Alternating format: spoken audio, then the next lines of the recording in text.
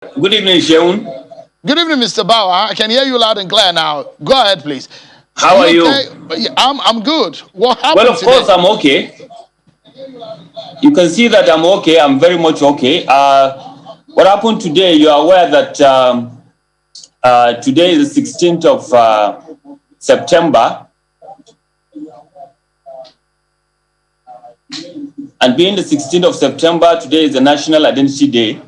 I was invited by for a program by NIMSI, or specifically by the Ministry of Communication and Digital Economy.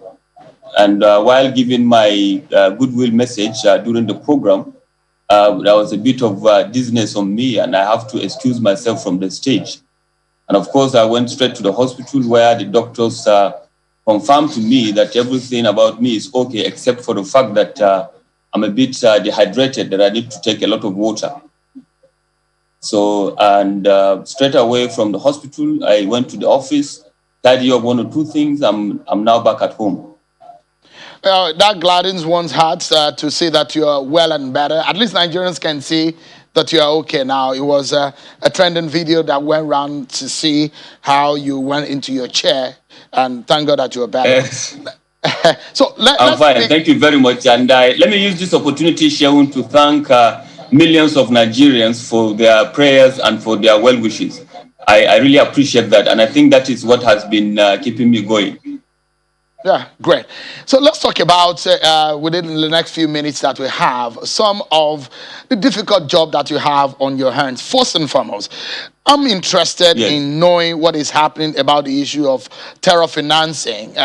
Those experts in the field would tell you that financing terror is like the oxygen that makes it work.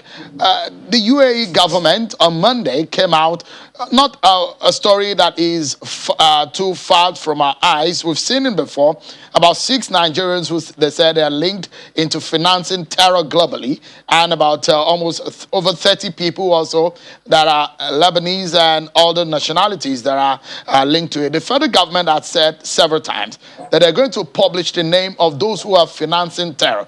Can you tell us tonight, who are these people financing terror, unleashing terror, mayhem on our people, killing innocent Nigerians?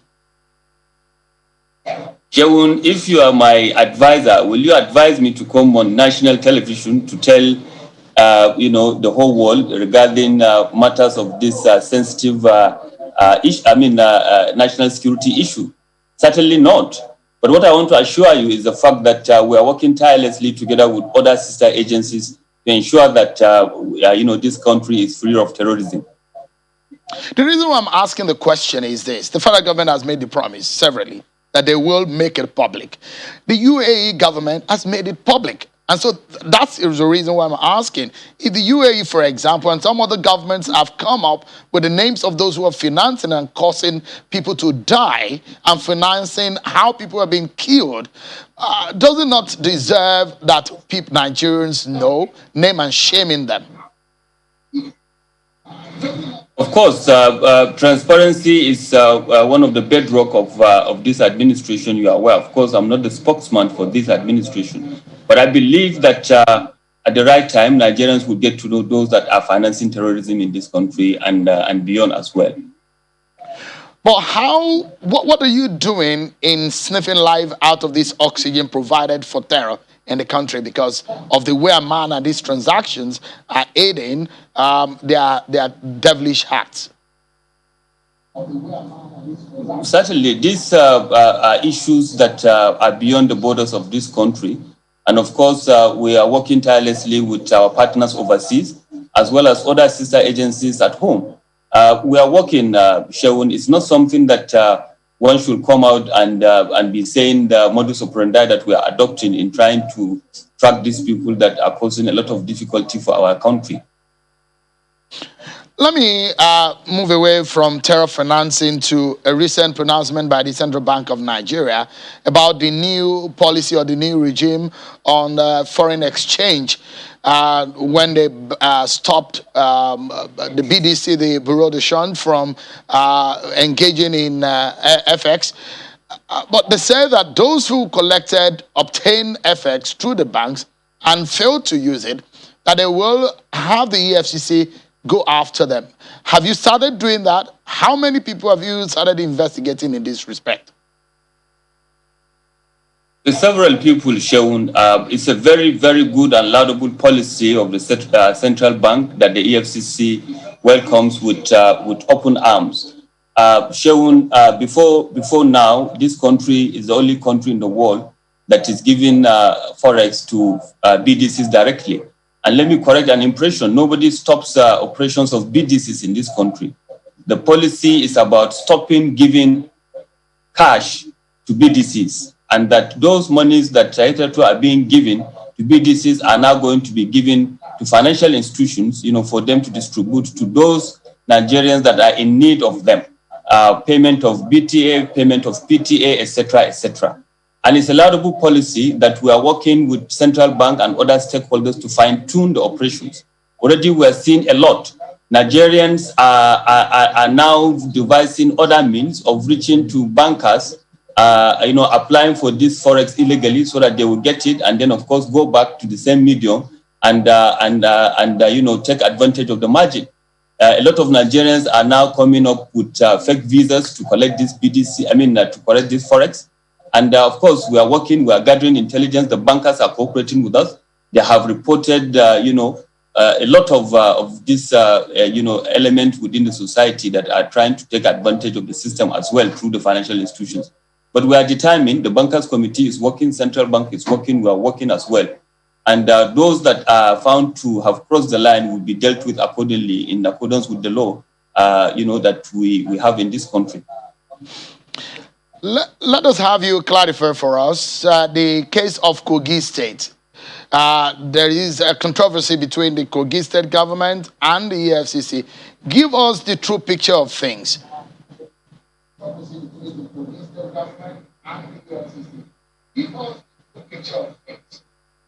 Shaun, you are among the many journalists, that have accused the EFCC of what you term as media trial.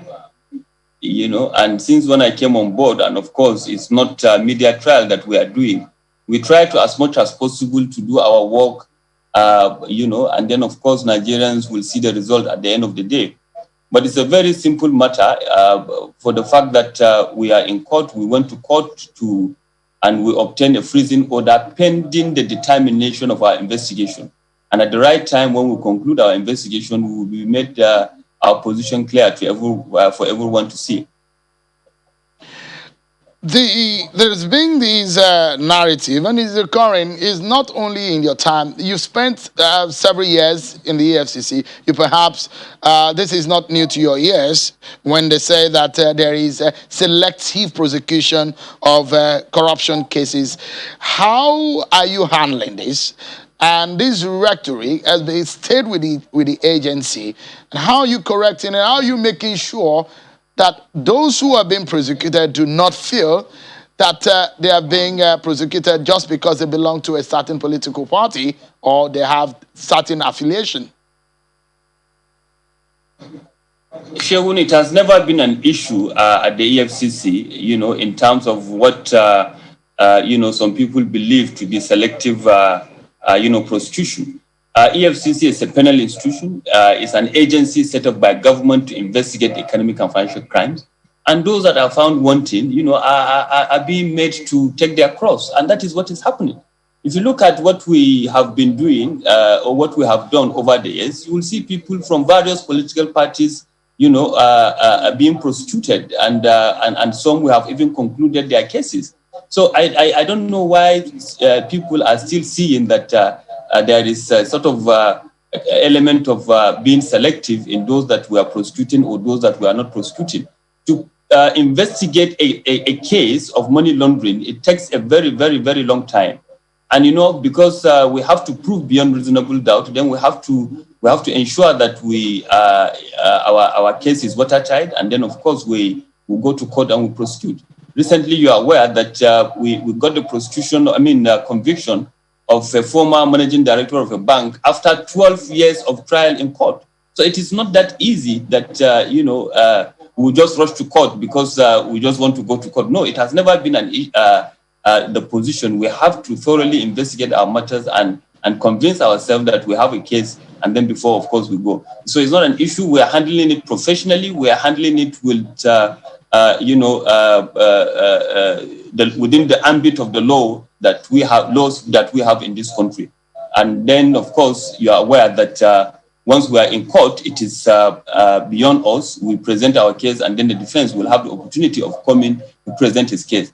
But in all of this thing, Sheun, I'm not aware of any case that we have charged that then somebody is coming to say that, no, there is no case, or he has no case to answer, or something of that. It's nothing like that. We always have our cases, thoroughly investigated, and of course, we are in court and we are prosecuting several, and many more will be coming in a very, very, very, very, very short time. I wish you could go into a few more specific cases, but can you tell Nigerians just briefly, in terms of the cases that EFCC had successfully prosecuted and the successes that you've had since your time, how would you describe your time at the M of Affair in the EFCC? Has it been largely successful or been tougher than you expected? It has been largely successful, Sheun. EFCC is an institution that can sue and be sued in its own name. And you are aware that, Sheun, I did not just come from somewhere. I'm part and parcel of the EFCC in the last 16 years or thereabout. There's a continuation of the process. It has been tough, it has been easy, it has been successful. What we concentrated in doing since when I came on board is to ensure that we have policies and regulations and processes and procedures in place, to build an institution so that in the long run, EFCC is going to be on autopilot, being dictated by policies designed for the betterment of the organization and for the betterment of the fight against corruption in this country. So that is what we have been doing. And of course, while doing all of that, we are mindful of the fact that we have a strategic plan that is for 2021 to 2025 to guide us. It's a long-time plan with 5, cardinal objectives. Bordering on prevention, bordering on intelligence-driven investigation, bordering on asset recovery, bordering on capital development, as well as, of course, coordination and interagency relationship. So we are working, to ensure that we have a better EFCC for ourselves and for the future. Mr. Abdulrasheed Bawa, the chairman of the Economic and Financial Crimes Commission, the EFCC. It's good to see that you are better, but let me allow you to have some rest. You need to take some rest, and please do take care of yourself. Thank you very much. I really appreciate it. Thank you. Thank you so much. That's our show for today, everyone. Many thanks for watching. I'm Sean Kimbale. Bye for now.